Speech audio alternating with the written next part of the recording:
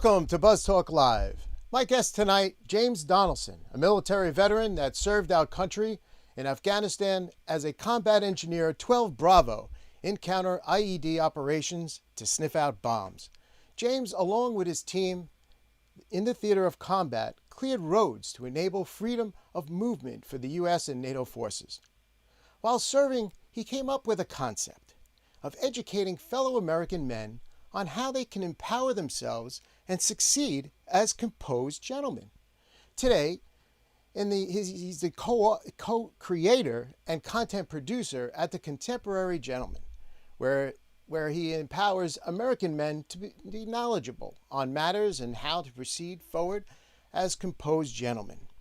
He also discusses brand awareness and assortment of firearms and their different uses. Tonight, we will share his experience, expertise, and thoughts on the use of firearms and their safety. I'm honored to have him with us tonight, so let's get interactive on your chats and welcome James to Buzz Talk Live. How you doing, James? Hi, how are you doing? It's good to be on. Yeah, man, it's great to be on. It's great to see you. Hats off to you. Spending a good part of your life, protecting us.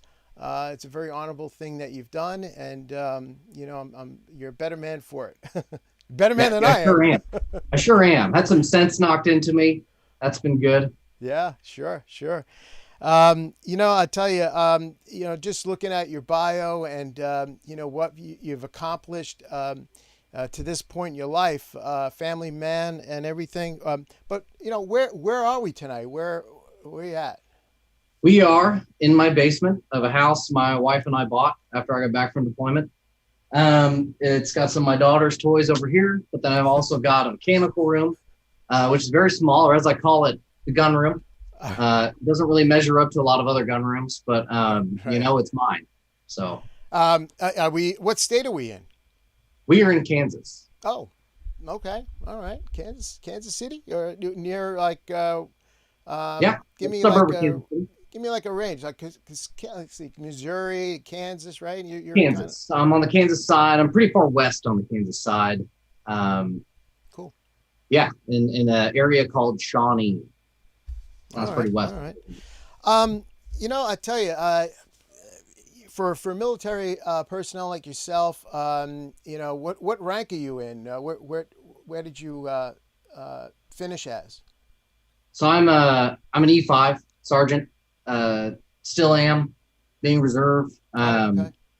So it's interesting because of my college degree, I came in as an E4, so a specialist. Right. And so I've really only been 2 ranks, even though I've been in 8 years. So, 8 years, but then wow. got E5. I'm actually on the list for E6 to promote again. But my military career being what it is, some of you listening who know some things might say, well, he's kind of been at that for a while. And I definitely didn't want to make moves before I felt I was ready for them. This isn't, it's a career in terms of I enjoy it and it's a big part of my life, but having some other stuff going on, this isn't my bread and butter in terms of income. And so I'm able to focus on skill set and really feeling ready before I take on the next responsibility. That said, sometimes I've learned the hard way that you're not ready for the responsibility until you have it. So I've been forced up a couple times and luckily figured it out. Yeah, no, I'll tell you. And you were deployed to Afghanistan. That was your area. So I have some pictures here. That's you on the left there, outfitted in your gear and everything. And so describe to the viewers what we're looking at on the right-hand side. So on the right-hand side, the green radio is a 152 from Harris. It's a really great radio, really good at communications, using it every day like your cell phone. Really get familiar with how it works. And then, of course, I'm the kind of person that subscribes to having less on you. So especially after some missions, I didn't use something, I quit carrying it with some minor exceptions. Like I didn't use first aid kit on every mission, but I always had 2 on me. And then of course you have magazines and helmet in there and some night visions. You can And also that see looks on like the, you're out in the field there. Is that a target or what is that oh, that's a house. It was not a target thing? that I know of, but it was a house up on a mountain that I thought was cool. These Right. are some shots. That was President Trump came to visit during Thanksgiving. Oh, okay. All right. Wow. So yeah, these are all kind of shots of outside the wire. President Trump's always obviously inside the wire. That's a Right. truck that got stuck while we were outside the wire. That was actually on Valentine's Day. Oh, It's wow. Valentine's Day I will never forget. Damn. Look And at then that that's a thing. Buffalo. That's a beast. We only used that twice, but that's actually the vehicle I trained in the entire time I trained before I went overseas.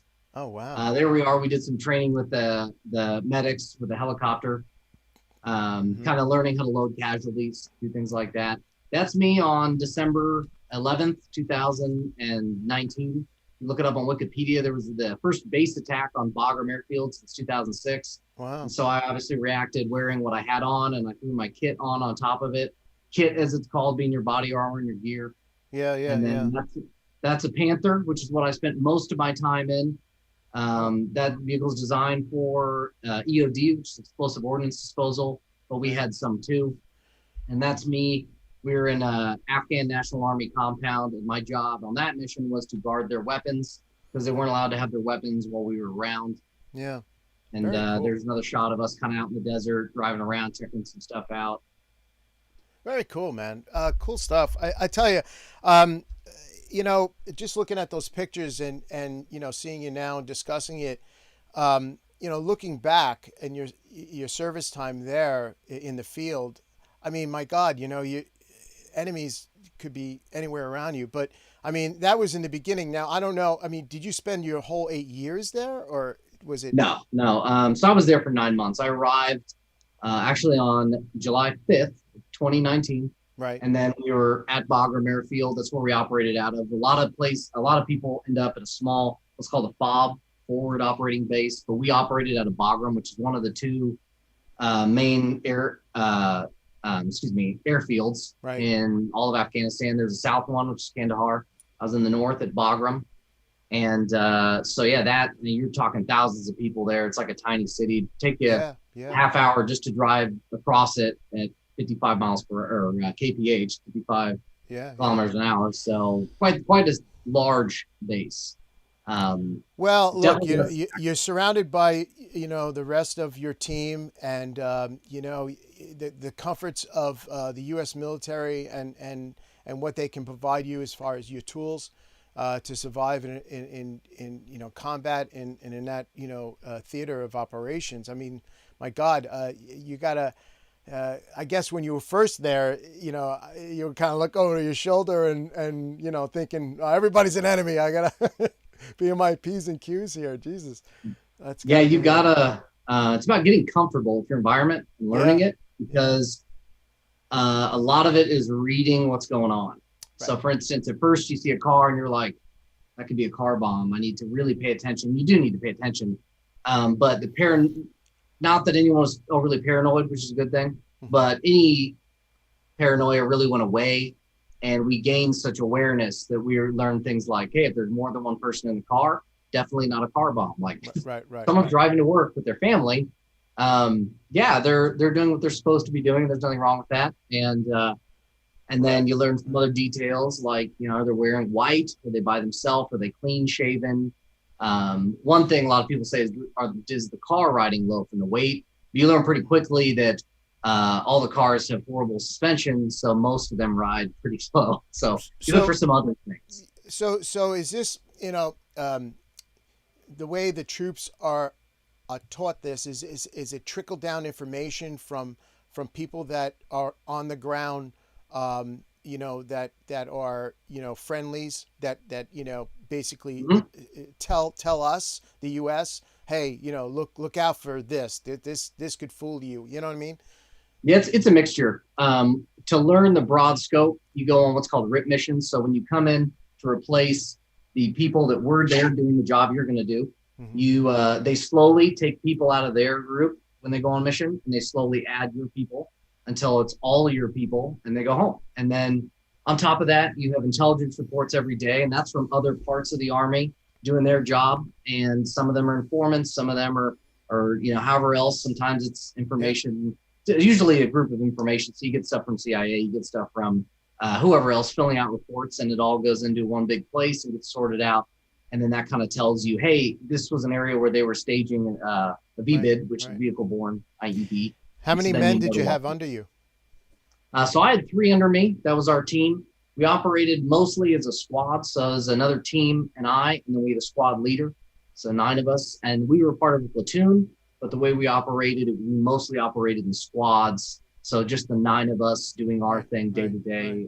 We had our schedules and working with some other groups of people. We would, just like any other job, you figure out, you and I talked about what time we could have a phone call together, sort this out. So it kind of just becomes like everyday work. After a while. Right now it's down to almost like a policing thing that's going on there in Afghanistan, right? Yeah, definitely for my area. There's some other areas, especially in the south, that are more active, or when you get out in the boonies. Yeah, but for us, not a lot of Taliban activity. It was really more Taliban against, or ISIS even in some places, against Afghan National Army or Afghan National Police. And so it's definitely harder for them than it is us. We have a nice, enormous base we can go back to and feel safer at. Sometimes you get kind of a false sense of security at Bagram. Are the news reports accurate as far as like, the ISIS caliphate? We hear all this, you don't know who the hell to believe on the news these days. But, it's an old story, but, the ISIS caliphate and how they were, when the new administration just came in, I mean, they were like running rampant. And, he dropped that bomb, and it kind of like it looked like for the naked eye, it looked like it just destroyed everybody. But, they're splintered. It's a splintered organization that's everywhere, and they're in almost like every country around there. You think that we pretty much defeated it?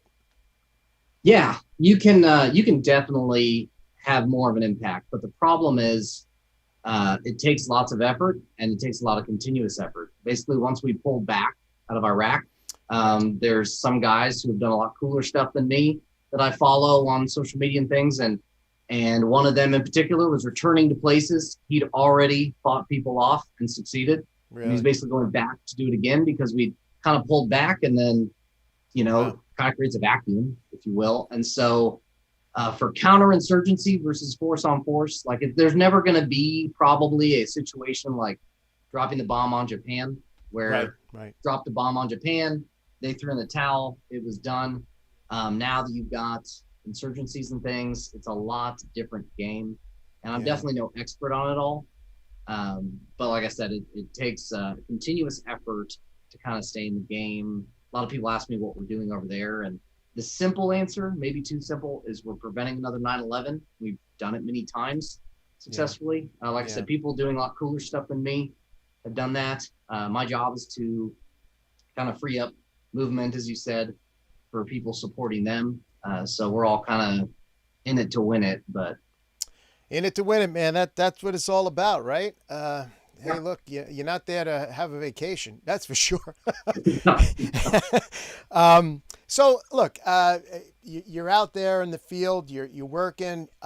You're managing people under you. You're taking care of business, but you're also, you're thinking. You're contemplating. All right, what am I going to do when this is all done? And you're coming up with this concept of the contemporary gentleman. How did this all come to be? So kind of a couple things. One, I've always liked to dress sharper, look sharper. I've always liked having the skill of being able to speak clearly and be well spoken. It's always been important to me. Mm-hmm. Part of that, family influences such as grandparents. But then another part of it was being over there, having that experience. It's very much about winning hearts and minds, which is what not a lot of people think that about the Army. Some of our missions were as simple as we went outside the wire, and to a degree, we're risking our lives, just to drop off a bunch of water to Afghan soldiers. And it really is about, I really it's important to me to explain to people the balance of, and kind of go back to Teddy Roosevelt on this, because he was all about balance. Loved war, loved being a father. Two things I like. And so, but I guess the point is that you can be strong and hold your ground, but you can also be polite. You can get things done through diplomacy, but Right. the thing that everybody has to remember is you can't always be diplomatic with everybody. Some people don't want that. And so that's where the balance of everything comes into play. Being able to shred targets with your weapon, but then, go enjoy a glass of scotch on a date night with your wife. Just like I that. was, in fact, the morning before my daughter was born, I was out shooting clay pigeons that morning. And then I got back to the house and my wife said, we need to go to the hospital. I said, all right, let's go. So, Wow. That's all. I mean, look, a contemporary gentleman, you're out on the field, you're clearing the field of bombs and God only knows who's shooting at you and whatnot going on. I mean, is this the type of thing that you're thinking of, right there on the spot, or is it something that you're writing down, you're journalizing when you get back to your barracks or whatever, and you're just kind of putting these things together as far as what you want to do? So, yeah, in the field, there's definitely downtime. Most people on a mission, depending on what the mission is, depending on what your job is, you're going to have downtime where you can think to yourself. There's a lot of BSing that goes on in the truck, depending on what's going on. Everyone develops a really good skill, at least our group did, at you can BS, and then something happens and you're focused on your training, which a big part of that is training, even when you're overseas, so that you can snap into that mode. And so there's definitely times in the truck I was thinking about stuff and getting inspired, or different instances where we interacted with people. And then time reflecting in my room. Some people have never left their room. I tried to be active and I'd go places with other people. And so I guess I'm kind of one of those people, I don't really have games on my phone. So even over there, any downtime, I spend a lot of time thinking about how I can use my knowledge to help people and kind of spreading knowledge. One of those big pieces that I'm going to focus on right now is being Second Amendment stuff. There's a lot of misconceptions about guns. So how can I fix that and help that? Yeah, and we're going to discuss that. We're going to discuss that in detail, because you've goes back to the brand awareness and seeing what fits certain things, and but just to wrap this up, as far as your target demographics of you've created this YouTube channel, and it's just started. You're just starting to put content up there now. It's but as you go along with it and making content for it, is it something that you're going to shy away from more of the military stuff and get into maybe other, like researching brands, or like you say, educating or being a knowledge base for people that happen on your channel and might be becoming an influencer, like yourself? Yeah. There's definitely an option that I see it going to where I focus on a lot of other subjects because I like to learn and I like to improve myself. And I am definitely one of those guys that researches. I mean, my friends think I need help because I put everything on a spreadsheet. I don't play video games. And so that's weird for a lot of my friends overseas. A lot of guys who play video games. Call of Duty? Come on. and I'm writing a book or reading a book, which actually I wish I read more at home. But when you all of a sudden don't have a baby and your wife's not around and you've got some downtime, you do crazy things like read. It's really interesting. So. Oh boy. So, I mean, with the other, I have some other pictures here. Let's just take a look at some more of these. When you were out there, I guess, what are we looking at? Is that a laser? What is that? So that's a laser. It's called a PEC 15. It's something I got really familiar with because nearly every mission we went on was at night. I probably went on 70 some or more missions. Right. So you can see the white light there. That's the black one on the side. But the IR laser infrared is a light emitted that you can't see with the naked eye. You can kind of see it with some cell phone lenses. That looks like some shrapnel. Yeah. Yep, that's shrapnel from an IED we took in a truck. Oh wow. Kind of messed that truck up, but the trucks are so armored because they're designed to take explosives that we were fine. You know, we Yeah. actually drove home on 3 flat tires. But that IR device, it either shoots out a floodlight or a laser, and then it actually has a visible laser you can use during the day to sight it in. But really, you don't really use it for the laser, the Oh, visible wow. laser. That's pretty cool. Um, you do have a book out, and it's on Amazon. Mm-hmm. It's called Soldier of Love. Now, uh, talk to me about Forrest Reed here. So he's a character I worked on that book for a long time, and it's kind of interesting because I started the book before the Army, and then before I published it, I had spent some years in the Army, and so I definitely changed some things to make it a little more realistic and make a little more sense. But Right. in the end, Forrest Reed is a guy that I wanted. I wanted to create a character. It was interesting because he doesn't go through the typical things you see Hollywood characters go through. So he's a good-looking guy and well-mannered, but he's not a womanizer. And he has starts out in the series with a drinking problem that he'll kind of overcome throughout the series, and his life will change a lot, and he'll deal with new issues. And some of those issues are ones that aren't really talked about as far as when people serve their country, and some of the things that happen that you can't really go to the VA to fix, or that takes a lot more struggle, or things of that nature. Basically, I guess is what I'm Right. getting at. Right. Is it an easy read?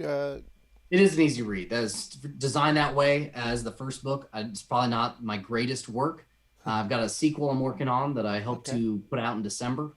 All right. Good. And but it's short. It's like 100 to 140 pages. It's an easy read. That was kind of my goal. Is I didn't want to write Tom Clancy novels that are 1,000 pages, Right. 500 pages too long. Not trying to be rude. I get lost in those books. Maybe they're No. above me. Yeah. No. I mean, so you have this channel, and you're getting it off the ground. You're starting to, get into different brands.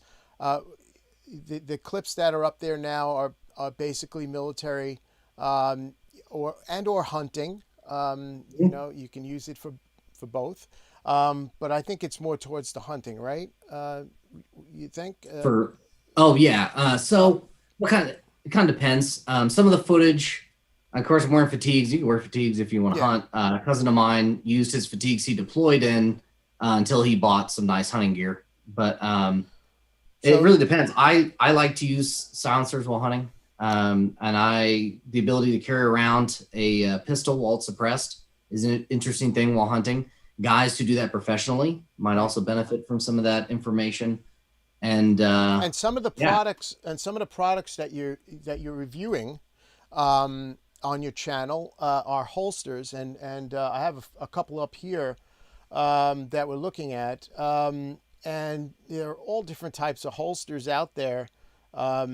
So can you just go through a couple of them yeah, for us and tell me like pros and cons, what you like, and then I mhm, have a little video that we can show.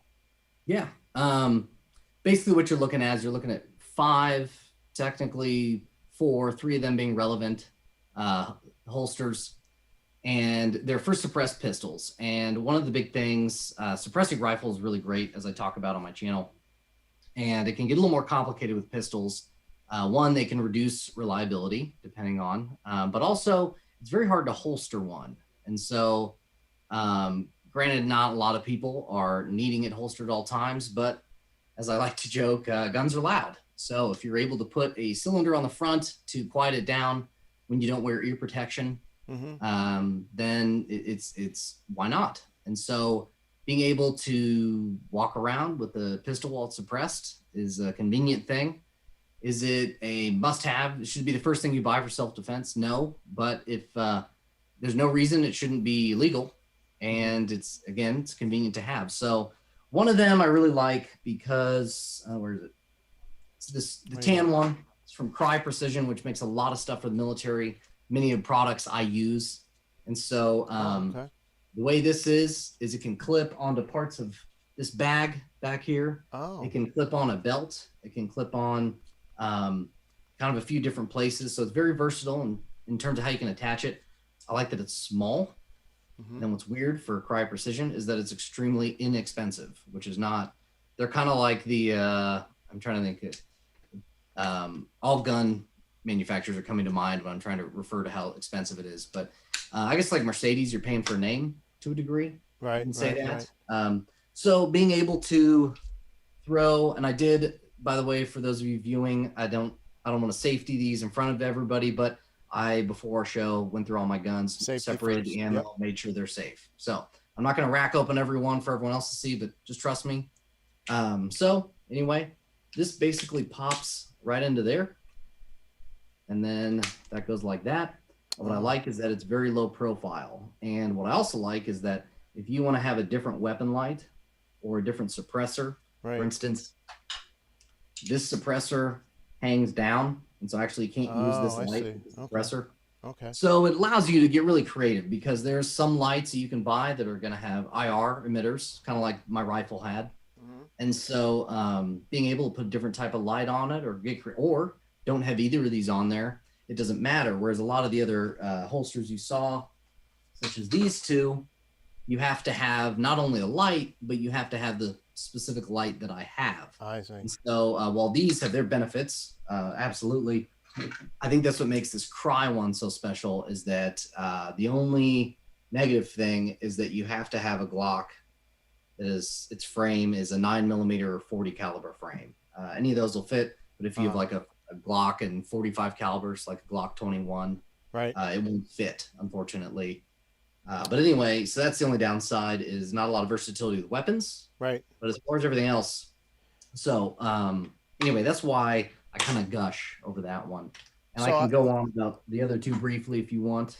No. I have a picture of that clip where it could be used on your bag there. Yeah. And so these are a couple of photos of how it's used in the field. And that bag is not designed for that holster. It just happened to work where I could attach it to that. It was very convenient. Right. Happy accident. Let's see a video of the holster in action. I believe you're in the video, correct, James? That is me. That is me. All right, let's take a look.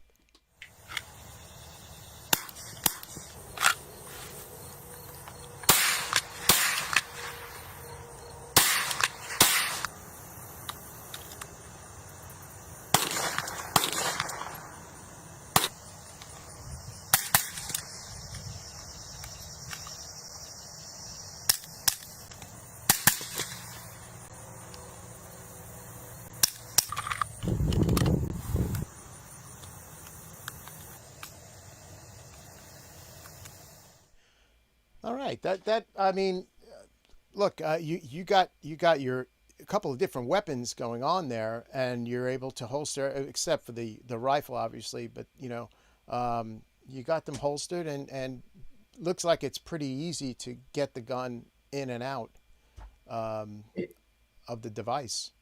It is, and part of that is, especially for people who don't do a ton with guns, they don't know that it's a big movement that I'm a part of, and I actually was into this before it was kind of turning to movement, but it's called dry fire practice, and that's people encouraging people to practice pulling from your holster, especially for concealed carry. Right. So what I did was I actually spent about 15 minutes a piece, about once a week, putting on the holster, having the gun, no ammo, in my basement, still pointing the gun in a safe direction.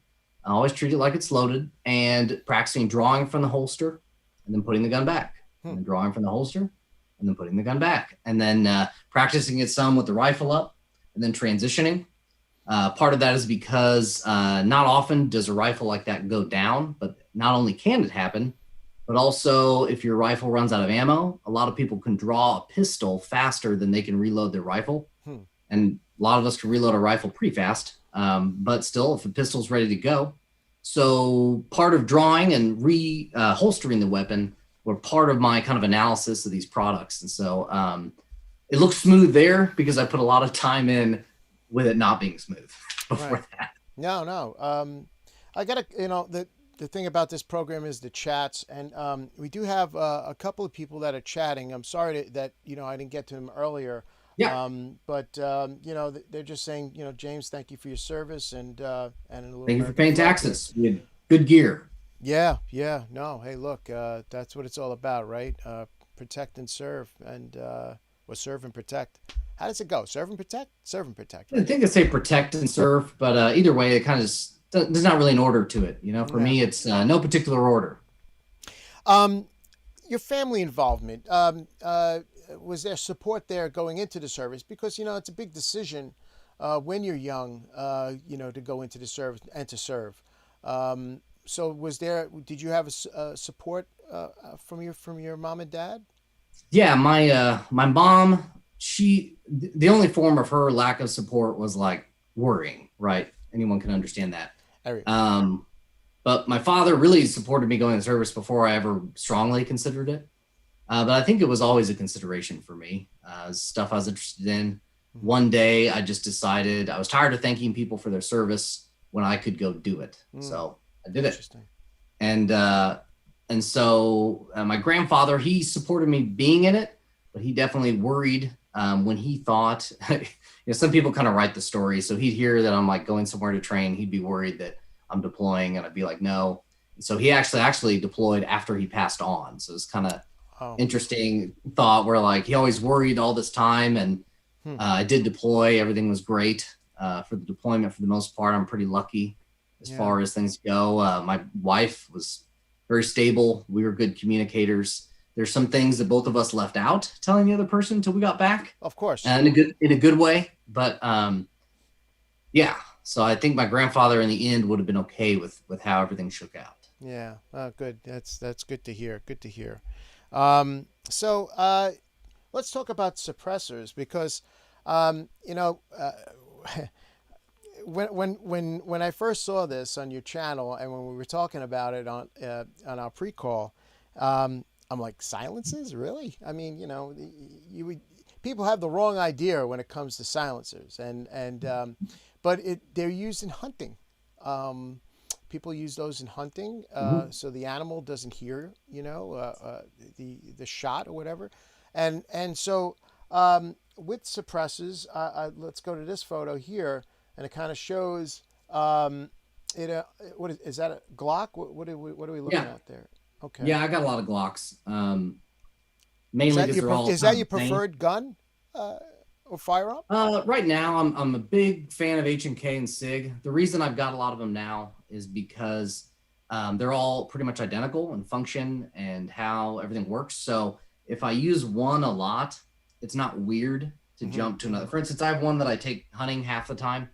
It's a different caliber, so it's a little bigger gun, but it's not like if I end up having to draw it quickly. For instance, it's a bigger caliber that can take down bears, so I take it in Colorado. Oh, okay. So if I was to draw it to defend myself against like a mountain lion, then it's going to, when my brain goes to what I practiced, it's no different than what I practiced for concealed carry. And as a situation likely to happen, no. So I'm not one of these people that thinks constantly preparing for something that's definitely going to happen, but it's something I took into consideration, I guess you could say. So there's different size silencers that are out there. The longer, is it for a certain gun, or is it, does it have, like rifles have silencers, handguns have silencers. So is that, am I correct? Different size, different guns? Kind of depends. So as far as actual size and dimensions, it doesn't really make a difference. The only thing you're changing is how well it's going to suppress the noise, because silencers do, silencer being a misnomer, but that's what's on the patent and what's on the law. Right. And then there's a company called Silencer Co. that's very popular. So it doesn't bug me when people say silencer, suppressor, or can. It's a lot of people say.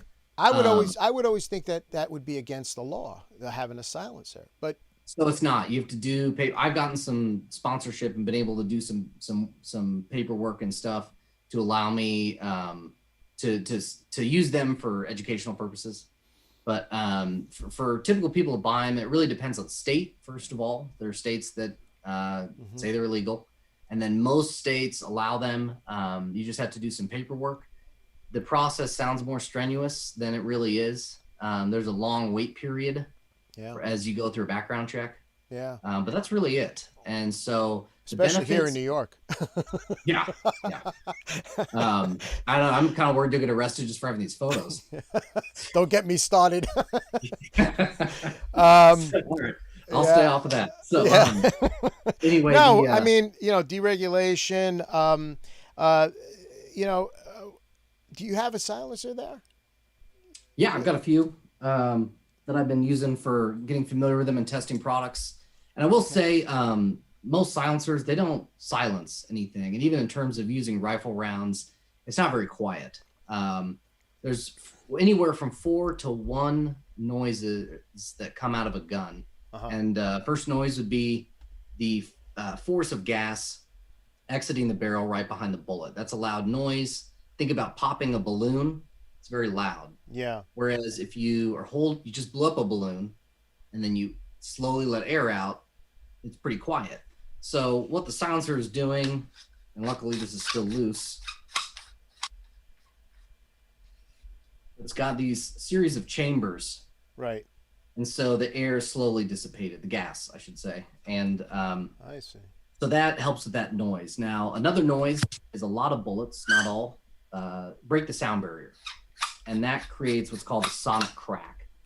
And like my hunting rifle, it's always going to make that noise. So it's still going to make that noise with the suppressor. But in terms of hunting hogs, where you are concerned about the noise, for a noise like hunting deer, where you're going to shoot one, more noise for your sake of your ears. Right. Versus hogs, if they can't pinpoint where the shot is coming from, they don't really know where to run to. And you did mention that it had gas. Yeah, So there's downsides for sure. So getting back to the holster now, if would it I guess it would gas like that even with a handgun, no? Yeah, and part of that for that picture is that it's actually this can right here, which has a hole in it now because I shot it. But this is a limited use can. It only supports about 15 to 40 rounds, depending on what type of ammunition you're using. And it's more for a defensive pistol. This is a generation 2 of generation 1, which was created for the military, for pilots actually. Okay. But long story short, it uses neoprene wipes that the bullet actually physically passes through. Whereas other suppressors like this one here, there's nothing obstructing the bullet's path. And so nothing wears out. Whereas this, it wears out and then it's not what you call hearing safe anymore. The point of the suppressor is to make the gunshot less than 140 decibels, which is what OSHA says is for a single use. That's kind of 140 or more is going to do hearing damage. So if you think about hunting rifle, you're taking one shot. You're not really subjecting yourself to much damage with a suppressor. And most importantly, because people would say, well, wear hearing protection. But if you wear hearing protection, you greatly reduce your awareness of your surroundings, which is more important because whether you're hunting or you're in the military or you're anywhere else, home defense, knowing what to shoot and what not to shoot is the most important thing, more than anything else.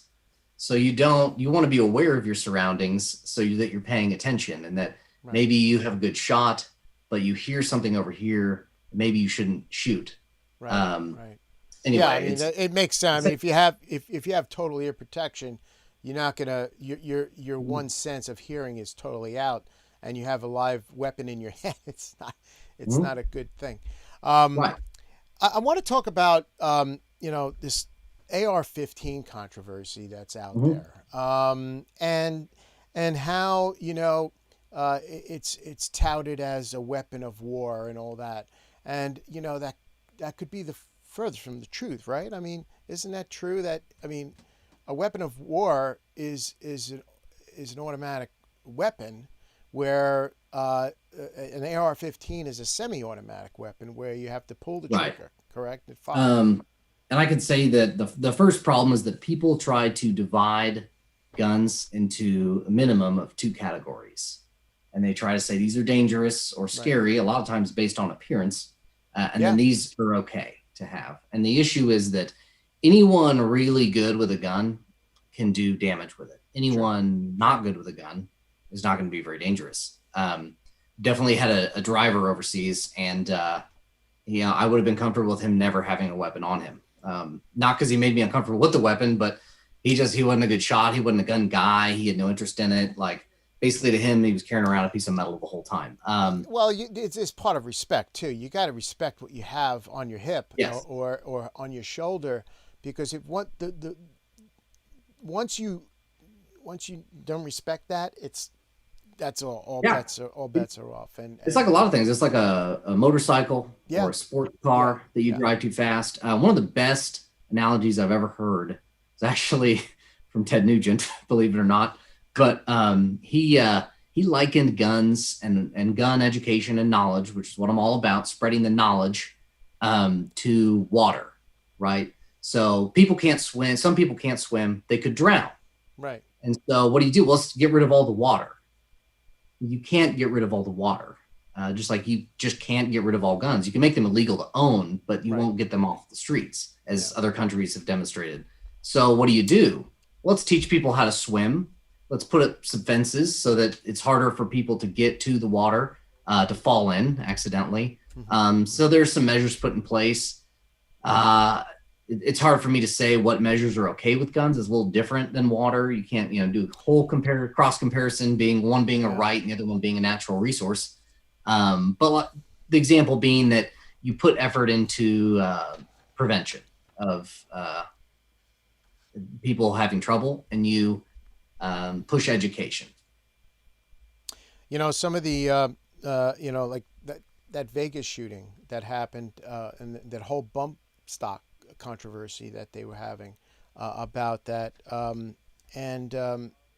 that the guy that did that damage, he had like an arsenal of guns, and hello, he's in Vegas, and Vegas with with gun laws and stuff like that, you can just go haphazardly, but he was educated. He knew, he came from knowledge of having guns, and but he was just, I don't know, he lost his mind, he lost his brain, and he did a lot of damage that night. But but the bump stocks, it became a controversy in government. Can you speak on bump stocks? Yeah, so I myself have no interest in bump stocks. I wasn't 100% familiar with them for a while, and then kind of was like, all right, I need to figure out what this is, because somebody I know was telling me about them. And so interesting is they came to be because they completely changed the set of your rifle. And the reason is they're trying to help disabled people be able to shoot a rifle. And so an example, I've got an AR right here, AR configuration. Yeah.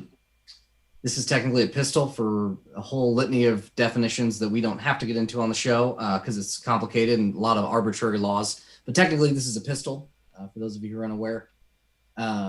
It's a pistol. But anyway, yeah. That's a big pistol. I know. So the bump stock covers up this part. So this is a brace right here. But this is your buffer tube, and this is what a lot of stocks retract on, slide on. And then this is your grip. So to use a bump stock, you have to remove your grip, and then you slide on, and I didn't completely, because I haven't seen one in person.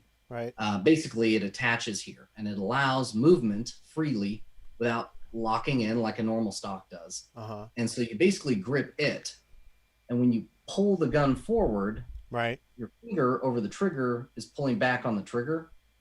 And so instead of using this fine motor skill, you're basically, you could get two fingers in there. And you're pulling your both fingers towards your chest. So you're, by pulling this back and holding onto the grip and using your fingers, you're pulling the trigger basically with your tricep.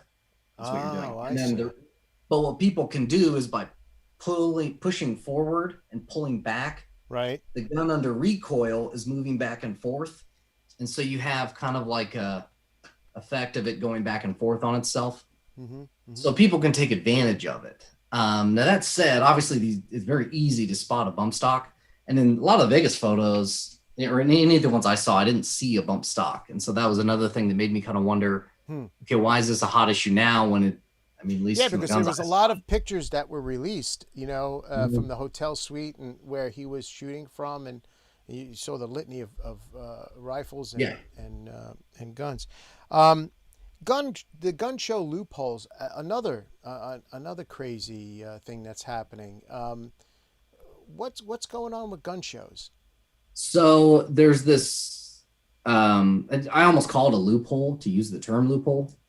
Basically, the way it works, and now some states are going to be a little different because there's state laws as well as federal. But the point is that Kansas being pretty much, even compared to Texas, Right. Kansas is about the most open gun laws you could have, Hmm. just about. And so when you think about states that restrict it more, so if it's these rules in Kansas, if you're restricting the rules, then you're making it even more difficult. And what it comes down to is you're either federally licensed to buy and sell guns, which means you are audited, you are held accountable by the ATF, who from stories I've heard, they hold you accountable, and so or you're not. And so that's where people have an issue with the private sale because you're putting it in the hands of civilians to decide if they should be selling a gun to this person since they don't do an actual background check. Whereas someone who's what's called a FFL, Federal Firearms Licensee, means they have a federal firearms Right. license. Right. They have to call the hotline. Basically, anyone that goes to buy a gun or has bought a gun is going to know that they fill out the 4473, an ATF form, and then the seller calls it in. Now, as a civilian, you can choose to do this process. You can meet someone at a gun store and have the process done. A lot of people are good at feeling people out. Anytime I've sold a gun, I definitely look at how people are writing. I look at a lot of different things. And fortunately, every instance I've had, I'm comfortable with who I sold my gun to. And that's all within state. So if I go to Missouri to sell a handgun, I have to go to an FFL because the gun's crossing state lines. Right. Right. Right. For long rifles and shotguns, that's not the case. Kansas to Missouri. Again, I always encourage everybody to check their local laws. But so the gun show loophole is based on the fact that when you go to a gun show, you don't have to have this background check done, and that's not true. It's about location and not it's about who you are, not location. So if you are licensed to buy and sell guns, and you're required to do this background check outside of gun shows, you have to do it in the gun show. If you're a private citizen that doesn't have to, then you don't have to in the gun show, and you don't have to outside the gun show. Is Kansas an open carry state? Yeah. Now it gets hairy because cities sometimes restrict it. So again, local laws. Right. Right. Very important. Just curious, what's your crime rate there in Kansas City? It's pretty low. Now I don't, in comparison per capita to other places, I can't say for sure, but there are definitely areas of the city that are extremely low crime rate. And I face some criticism for concealed carrying, but there was a nasty shooting at a pretty much as nice of area as you can be in the city. Gosh, I don't know, 8 years ago, somewhere in there. Right. And that told me you can't decide when and where. So if you're going to carry, you should carry every day. So no matter how nicely you dress, kind of like the angle of some of my videos will be, you should plan to carry. And you can choose different gun sizes to make it comfortable. But I believe everyone has a right to defend themselves to a degree of responsibility. And so committing to that is a big deal. As for the crime rate, I would say that studies have shown in a lot of areas the crime rates have dropped when gun ownership grew. I mean, some people carry because of either their business owners, transferring money to the bank or something like that. They're able to conceal carry in that respect. In some states, it's totally outlawed. Mhm. But yeah, no, that's pretty interesting. That your crime rate is pretty down, and it's an open carry state. It's pretty interesting. So let's talk about night vision. It's Okay. interesting. Night vision. I have some pictures up here. That's you in the left there, Mhm. and on top of your helmet is the night vision goggles that are retracted over your field of view there. Yep. And then the gentleman in the picture right next to you, that's where it's in front of you, where it's covering your eyes and you're able Mhm. to see. I have two other pictures Can you speak to the one on the upper right-hand corner? Yeah, those are called panoramic or panos. You know, if you're one of the cool guys, I guess. Those they used to cost 61 grand. They probably cost a lot less now. But then, whereas the ones I have on my head, it's a single tube, meaning it Did only you has. say If you look at that die, $61,000? Did you say 61,000? yeah, yeah, a while back, like when they first came out, they cost 61 grand a pop. They're very expensive. I know. I saw the price Yeah, on. but I mean, how do you put a cost on someone's Yeah, life? yeah, So absolutely. but yeah, but then meanwhile, I've got my, as we call, they're called the PVS 14. We call them the Toyota Corolla of night vision. They're cheap, but they're very functional and very durable. So they're called, it's a single tube. So you kind of have a good example from left to right Okay. of how good a night vision you can get. Because I would totally take for free if someone handed me a pair of PVS 14s to own personally. I would love it. I'd be super excited. But then you've got that gentleman with the dual tube, meaning he's got a tube for each eye versus I had to only use one eye for night vision. And then, like I said, the panos. So those four lenses feed into obviously two lenses, one for each eye. I see. And what I'm working with, you've got about 40 degrees of vision under night vision. Now, what most everybody does, and of course I'm used to doing this with optics as well, is I pretty much do everything both eyes open.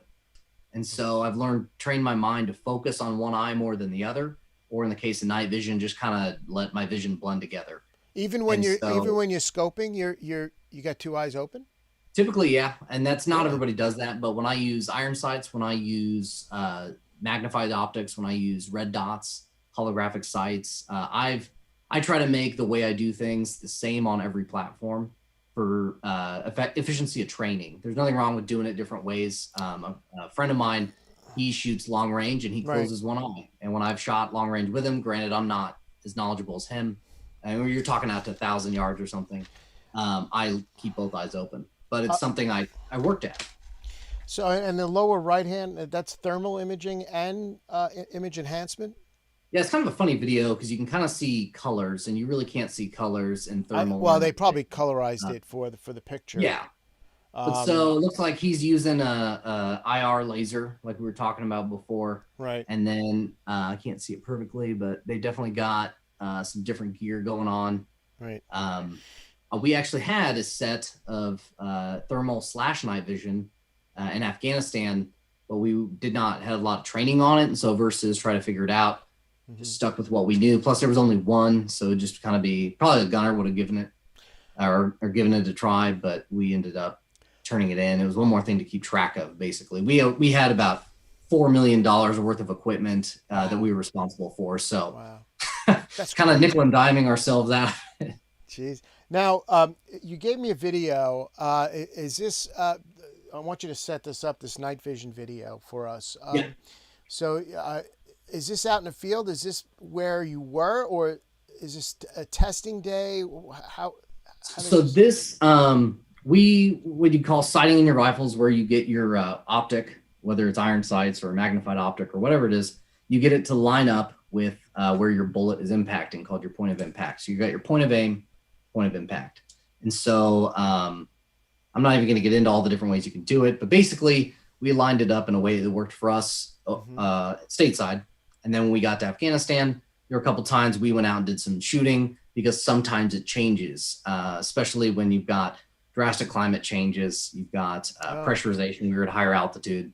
So all kinds of other things. Again, don't need to get into all the details of it. Right. But so we went to check our zero, confirm it, make some adjustments. And so we were having some fun. We were doing some practice at night because there are a lot of guys that don't get to do that as much. And so it's a small range on Bagram, again, huge base. So you're able to have things like an outdoor gun range. And so what you're seeing is guys practicing with their IR devices or infrared devices. And so you can see little flickers of muzzle flash when they're firing, when I don't have the night vision up to the camera.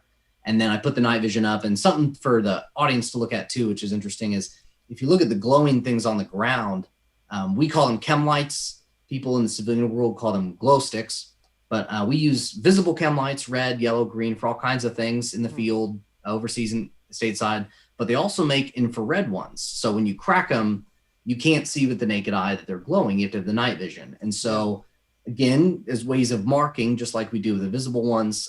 Those were marking our distances on that range that day. And then we use them like in the field when we go on mission. If you dismounted, you have one tucked into your plate carrier in the front, one in the back, and then you crack them so the gunners can see you coming back and leaving. Exactly. But most importantly, seeing you coming back, they can identify you, and yet you're not giving your presence away to anybody without night vision. This was shot with a cell phone, I believe, right? Yeah, it was. And and low tech.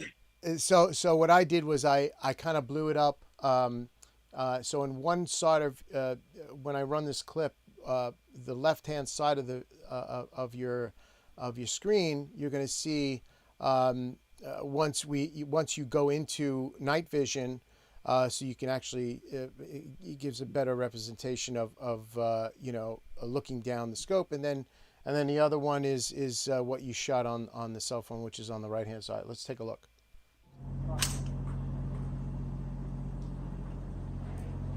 Got all the mags up? Good. Okay, box drill, stand by. Contact.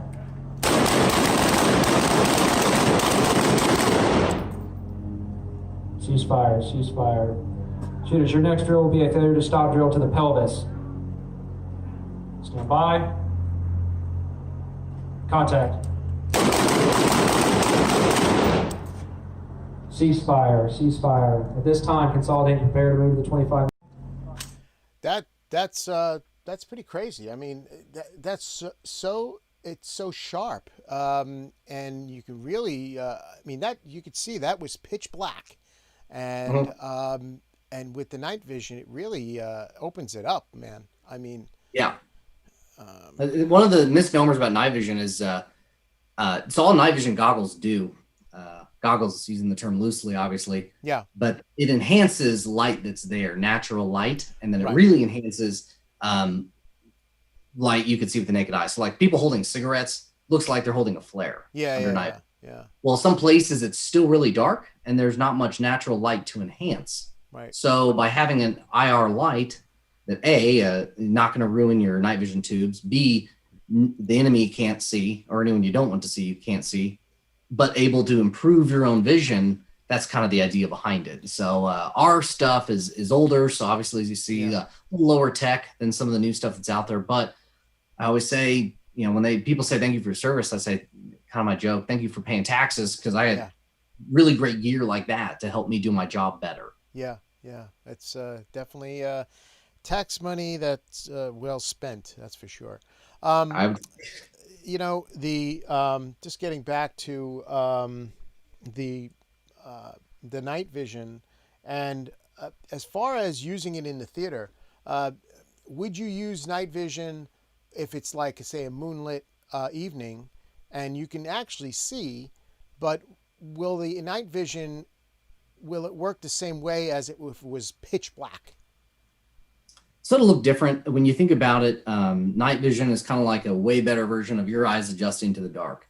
And so kind of like a reason a lot of people have weapon lights, whether you're civilian, like my carry gun is a weapon light now. Right.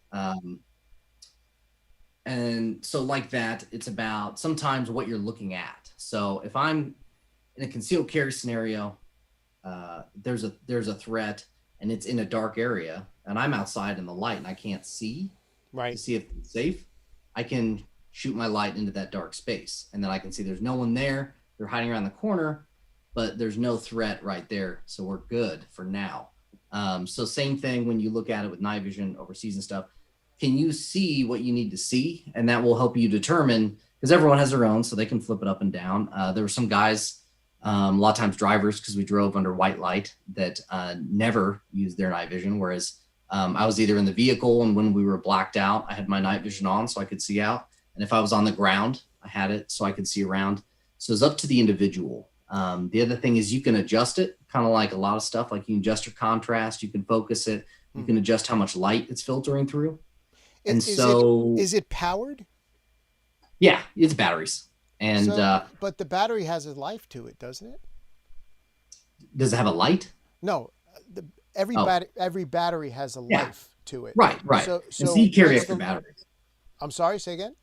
So it takes like AA. So you just carry extra batteries. AA batteries for AA for a batteries. $40,000 piece of equipment. Amazing. Yeah. Now the one I had was like, $3,000, only $3,000. So, Only 3 grand. but yeah, they, it just ran off it was AA. So now you use this in hunting. People use night vision in hunting. Yeah. So, because a lot of people love to, when they criticize gear people use for hunting, they like to go to the deer route. At least in Kansas and most states I'm aware of, you can't hunt deer at night. So no, you're not using it for deer, but there are pests like coyotes can be a big problem, Right. especially for livestock owners. And then also pigs, feral hogs devastate the environment. So it actually comes to an environmental issue, believe it or not. And I welcome anyone that doubts what I'm saying to research it. I don't think anyone should just take everything I say and run with it. Sure. Kind of flattered if you do, but by all means research it. Feral hogs, from terms of a farmer, ruin about 25% of their crops a year. So that's 25% of their income is, or their revenue, I should say, is removed before any other interactions or faults that might happen. In terms of the environment itself and other animals, hogs not being native to an area, being an invasive species, they destroy, because of the way they burrow into ground quite unscrupulously. Mm-hmm. They destroy vegetation and things that other animals are doing things like feeding on or using for shelter, whether they're avoiding a predator or the weather. And so, believe it or not, at the rate they reproduce, no one is currently killing them fast enough to prevent either loss of crops for a farmer or devastation of the environment. So you can hunt them at night, just like coyotes. And so being able to use things like night vision and suppressors, so that when the pigs hear the shots, because you're probably using a supersonic round, they're not going to be able to pinpoint where the shooting's coming from. Also, suppressors dampen the flash. So like using suppressors overseas, we didn't have them overseas, but if we did, if we were to get in a firefight, it'd be harder to locate the orientation of the fire. So for animals like a hog, they can't see where the shots are coming from, so they're disoriented. And if you have night vision, you're able to see what's going on all the better, especially considering that you're walking around the dark with a gun. Yeah. So, and then going on the AR-15 platform, basically any gun that can hold a lot of rounds that's semi-auto is going to be perfect. In fact, there's no better gun for a situation like hog hunting and eradication of invasive species. Coyotes, hogs, especially hogs. I mean, like you said, it's a detriment to the environment for sure. So, here on the East Coast, with the deers up in the Catskills, there's deers running rampant. So are bears too. Bears as well. Do you have a big bear problem there in Kansas? We don't. You pretty much have to go kind of southeast or west to encounter bears. There's really no bears. Occasionally there's some mountain lions, depending on kind of the year and what's going on. Mountain lions can end up in the area, but as far as real dangerous game, we don't really have much. There's really not even much hog. It's all southern Kansas. Yeah. Coyotes is about the only thing. So if I was to go hunting a lot with night vision, it'd probably be for coyotes. So James, how does this all now? You have this channel, the Contemporary Gentleman, and how does this all tie in to what you want now to take this channel to? As far as now, you have your military service, your knowledge in military, your weaponry. You got it all. You got it all going on as far as knowledge and what you can, provide people with. And this channel that you have, like I said in the beginning of the program, it's just starting out as more military based or hunting in products and testing. But where do you want to take the channel maybe to and incorporate maybe more products? How do you foresee it, or what's your vision? So the immediate vision is, so I've done a couple fun things because I'm trying to attract viewers. So like the silencer is obviously fun, but actually I'm about to start getting into how you buy a gun, especially in terms of there were a lot of new gun owners with the whole, with the riots and the pandemic and being home and people realizing that they weren't quite as safe as they thought they are. And so, again, Gun sales are up. Gun sales are taking up. it back to education. Yep. I want to help these people understand what they're getting into with a gun. The really simple way, because in a good way, I think to a degree, a lot of people, gun ownership is kind of scary, and that's good because usually that means people seek information and training and knowledge. So that's good because then they become responsible gun owners. So I want to help and do my part giving that information. And then on top of that, again, there's a lot of guys on YouTube that talk all these subjects, but they often wear like t-shirts or they wear this or that, and they look a certain way, which is very different than how I look day to day. Most days I'm in khakis, slip-on shoes. I look like a total yuppie, which is also part of the ploy, because if someone decides, that they want to create problems or something, then they'll have me built less in their mind. So it's also kind of a psychological thing. Sure. But I do like to dress nice. And so reviewing some products, like for instance, I'm going to do a video probably before the end of the year about the particular type of khakis I wear, because they lend themselves very well to concealed carry, which is I kind of smiling and laughing about it because they have no idea that I'm planning to do this video. They definitely don't market their products for the use that I'm using them for. But for anyone else that likes to kind of dress up on a more often basis, yet conceal carry and have these two things going hand in hand, sure. Then here's a good method to do it. Here's a good product that's going to help you out. And I'm currently reviewing a belt that I like a lot. It looks great. It's very functional. Right. And I'm currently testing to see if it can take the stress of a concealed carry holster. And so far it's doing really well. I tell you, you got a good angle there. That's for sure. Using the products that are already out on the market, but using it and repurpose it, for a line that you're touting is or you're working with, So that's pretty cool. And again, what you're as far as you had your book out there. Are you thinking about writing another one, or is it something that you're considering? So I wrote 2 books while in Afghanistan about different stuff. So one is a sequel to that. The other one is a totally new thing. I trying my hand at horror. And so I wrote that. And so the other one, I'm hoping, like I said, I'm going to do a little bit more build up for it. Again, kind of putting guns and tactical skills in with looking a certain way. And so I'm actually going to do a photo shoot, produce some videos I'm going to put on Instagram to help promote the book, then also having them in the book. And so, because there's a whole following of James Bond, there's a website called bondlifestyle.com, and you can look at all the things that the actors wore and what brand it was and where to get it on the site. And so I thought, well, if I add that to a character I have, it can help build some hype. And also, if you say, oh, that guy looks good in that picture, well, here's the products he's wearing. And so that's pretty cool. It's kind of an advertisement for some products as well, kind of like some of my videos are going to be. We have a chat that just came in here. Can you teach, I believe that's AI? I may not know what they're referring to. Or can you teach on AL or AI? I don't know. I don't know what. Maybe if that person is still on, can you send another chat to clear that up, that question, maybe? Maybe I'm not cool enough to know what that means. That's definitely a possibility. I've got a lot of working on to be cool. But, okay. I'll do. Oh, here we go. Oh, well, okay. AI, artificial intelligence. So I guess I thought that might be what they meant. I don't know in terms of manifestation what they mean. If they mean like by videos, I do. Again, part of the education. I tell you, James, with 5G that's coming out, AI is here. It could be implemented in a lot of different things that we use on a day-to-day basis. As far as teaching artificial intelligence, I don't know where that question's going, but hey, we could certainly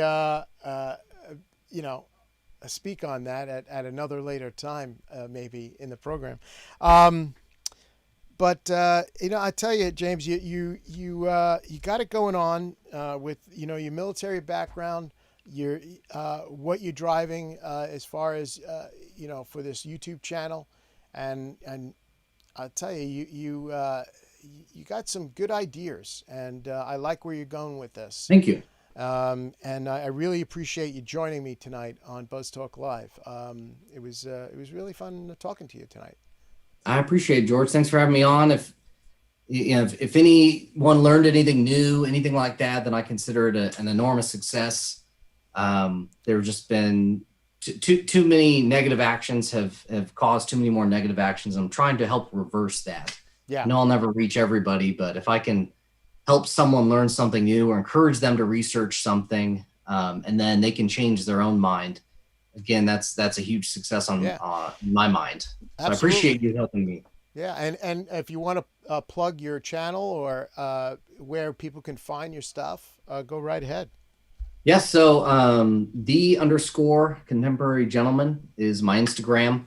I haven't had that long. I don't like social media. I haven't had social media for years and years and years, probably since 2012, if not before that. So obviously not a fan, but I recognize to get information out, especially these days, as my wife was telling me, a lot of credit to her for getting me on this train that, hey, you need to broadcast yourself more. You need to create awareness. And since awareness and education is what I'm trying to do, it only made sense. And so that's my Instagram. I don't have, other than YouTube, another social media yet. I'll probably start a Twitter and or Facebook in the near future.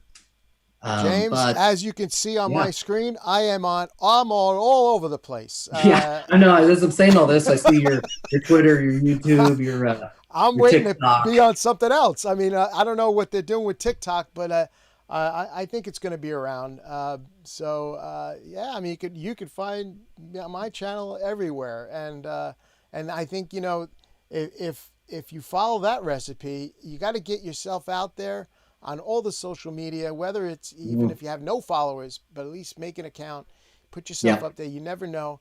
And people might, click on it or follow you, because you're bringing some, interactive, thoughts to everyday wear and implementing it to, firearms and safety and all the rest. So it was really fun talking to you tonight. George, it was great talking to you. I appreciate, again, you helping me get information out there for people to educate themselves with. I really couldn't think it was more successful than to have people asking questions. That's cool, especially as I'm starting out new. So again, anyone wants to check out my YouTube channel, it's The Contemporary Gentleman. It may take you a minute to find, but I'm working my way up there, working on fixing production quality and things like that. Nah, you're doing good. You're doing good, buddy. Hang in there, and I'll see you soon. Thank you. All right. Hey, that was great. James was amazing tonight. He taught us a lot that I didn't know. I mean, about gun safety and different products and accessories that are out there for firearms and silencers and suppressors and. Well, that's suppressors, but I mean, all the same, and just knowing about AR-15s and that whole mystique about, the gun and what weapons of war and all this other stuff. We learned a lot tonight. So I wish him all the best in his endeavors and his hopefully his next book and his YouTube channel. So. Check him out on that. So join me again on Thursday night when I'm going to have a special guest, comedian and host of NBC New York Live, Paul Costable, is going to join me. Now, Paul was supposed to be on last week, but there was a schedule change in his life, and so I had to accommodate him. And so, but he's going to be on Thursday night here on Buzz Talk Live at 9 p.m. So check around and tune in again for that show. And again, you can find me on all the social media, and be sure to follow me and subscribe to my YouTube channel, and that's it. So good night, everybody, and see you on Thursday.